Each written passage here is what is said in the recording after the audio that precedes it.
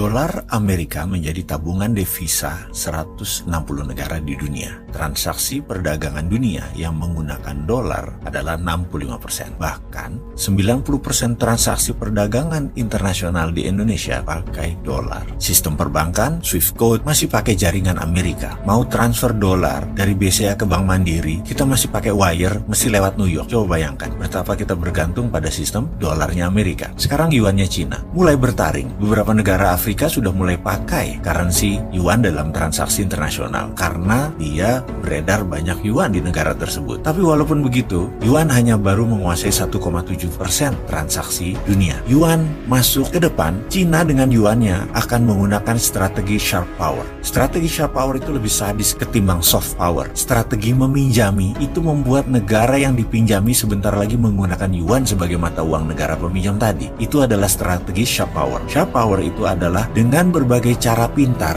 dibungkus dengan proyek jangka panjang yang pada akhirnya adalah untuk masuk trapnya yuan. Jadi kalau kita bicara currency domination, ujung-ujungnya Amerika masih number one, masih numero uno. Kita bahas sebentar tentang rupiah. Selama 7 presiden rupiah tergerus terus nilainya ke bawah. Ada yang terdepresiasi, ada yang terdevaluasi. Intinya nilainya turun terus, bahkan pernah ke 16.000 terendahnya. Dan apakah dengan transaksi perdagangan kita yang selalu tekor dalam 5 tahun ke depan, akankah jebol rekor 16.000 itu melemah menjadi 17.000? Walau alam, tapi trennya ke arah sana. Sementara, apalagi yang kita harus pikirkan? Militeri, urusan perang bedil dan kombatan kita sangat terbatas. Anggaran kita terbatas. Proxy war kita nggak terlalu paham. Kita nggak terlalu ngerti bagaimana memakai proxy war. Apalagi hybrid war, kita lebih nggak ngerti lagi. Bingung apa itu hybrid war. Non-kombatan lainnya, Indonesia sudah kalah di mana-mana. Buktinya ideological warfare kita kalah, counter ideological warfare-nya nggak ada. Ini kita berantakan di banyak hal karena negara lain mendominasi Indonesia. Sekarang kita lihat apa lagi? Perang apa lagi yang ada? Perang ekonomi atau economic warfare? Kita nggak punya pertahanannya. International warfare sudah telanjang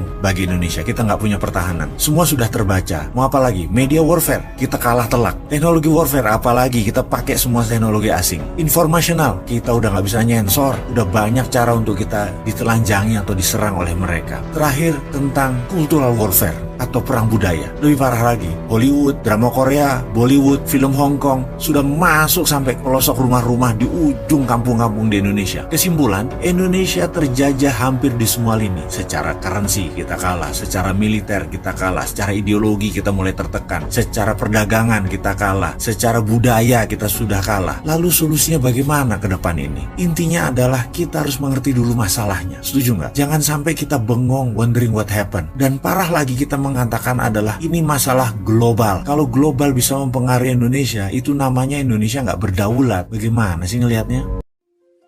Salah satu syarat menjadi negara besar adalah memiliki kekuatan uang atau currency domination. Setelah Bretton Woods Conference di tahun 1944, disetujui salah satunya menyatakan bahwa dolar adalah world currency. Terbukti hingga saat ini 65% perdagangan dunia menggunakan dolar. Kemudian 20% transaksi dunia menggunakan euro. Dolar dan euro jika digabungkan merupakan 85% transaksi keuangan dunia. Dan sebagai pengingat, Eropa plus Amerika adalah negara pemenang Perang Dunia Kedua. Yuan Cina sekarang berusaha mencari jalan agar bisa menyaingi dolar, tapi masih jauh. Transaksi dunia yang menggunakan yuan hanya 1,7%. Walaupun barangnya Cina menguasai 60%, tetapi transaksinya yuan hanya menggunakan 1,7%. Apa kesulitan yuan Cina untuk mendominasi? Ini sebenarnya karena devisa Cina masih menggunakan dolar sebagai cadangannya. Karena itu Cina ingin menguasai cadangan emas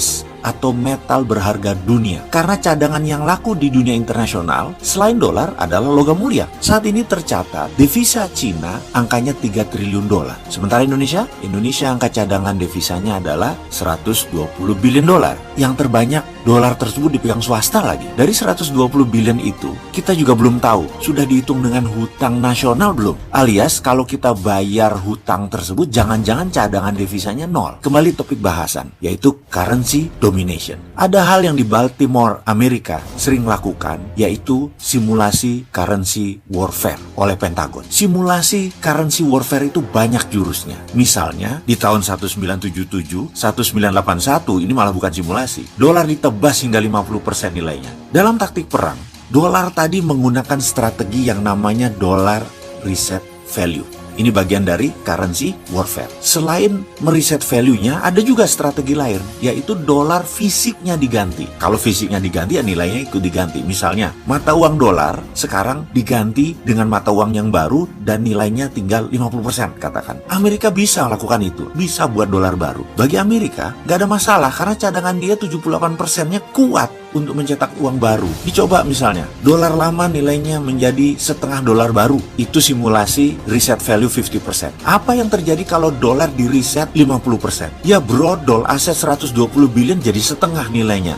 Yang tadinya bisa menghidupi 6 bulan kebutuhan bangsa Indonesia, sekarang cuma 3 bulan. Setelah itu kering dan pasti chaos di mana-mana. Dan apa yang terjadi dengan Cina? Sama persis seperti Indonesia, hanya impact-nya tidak sebesar Indonesia. Mengapa? Begini sederhananya. Kalau kita hidup punya tabungan besar, kita bisa hidup dari dividen tanpa gaji bulanan atau tanpa punya income bulanan. Tetap kita bisa hidup karena tabungan kita besar. Kita bisa invest kemana-mana. Atau sebaliknya, gaji kita bulanannya besar, pendapatan lain-lainnya besar. Kita taruh di saham, punya properti, kita punya multi streaming of income yang besar. Maka walau tanpa tabungan yang besar, kita tetap hidup layak. Cadangan devisa itu adalah tabungan deposito. Surplus trade balance itu multi streaming income. Indonesia cadangan devisanya besar nggak? Kemudian kita tanya lagi, Indonesia perdagangan surplus nggak? Oke, kita jawab sendiri ya, urusan itu nanti ya. Cina bagaimana? Cina begitu currency warfare diterapkan oleh Amerika dengan mereset value dolar yang menerbitkan dolar baru, didiskon 50%, maka cadangan devisa Cina benar tinggal setengahnya. Tetapi karena trade balance Cinanya surplus, maka impact-nya tidak telak seperti yang didapat Indonesia. Karena defisit neraca perdagangan kita minus. Sudah itu cadangan kita kecil, kita kepukul. Kalau dipotong 50% kepukul, apalagi dipotong 80%, bangkrut Indonesia. Kembali lagi ke masalah kita. Karena kita